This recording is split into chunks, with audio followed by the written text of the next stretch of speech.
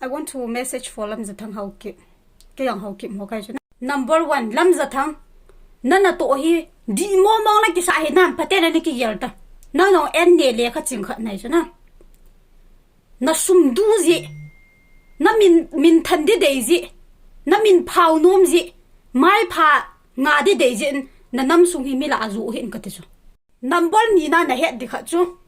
Bangla cheng ho a mi ho han lang Indian a cheng a mi ho han lang Myanmar la cheng a mi ho hyong de I ho a mi te hi koi ma chan tha do te ta e he lo pi ku ki te ta mi nei he noi cho na tha do hong chu na lit na khat na lin na ve tao chun ching na ve tao chun thien na ve tao chun hi jong le a mi te ya id I chi chi na ba mi ni he now id ka chu ku ki ai cho chu na chi chan ge patan ki mi chi number thum na I ho a mi te hi ikipun kho mu wa ikiloi kho mu wa ikilung to le I chan ge ya I tha ha nu hi mei the te na he nei cho ai chi ja hi I pia ti le am ho ka su to dam ti lung ge la nei hi chla a chu na ga tha lu chu hui lai ta chom na le kha chi lo thip lo ka ti cho number di na idea chui pi ham ku ki hi su mang te ding tha do hi tun do te de nan go tai cho na ku ki tia hung man ni le na na wa pa na min zong pe anan pe do do chu ki mial chi to number nga na tu jong hin pha daum na lai ye me the ho tan ana pan pe a hi le ni kha ni da khai to wa na hu de hi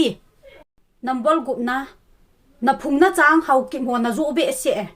number sigi na tha do lam kai ta ho jong hi ti be se lo cho na nangin hi ta loi tum na se ma tha do le ku ki hi tai khan te ding tha do hi ta loi tum sip na bol hi gang ta in ngan number gi na min ima se nom lo ji a na mo van hi ki pau sa na nei le hin aban de zanya whatsapp ma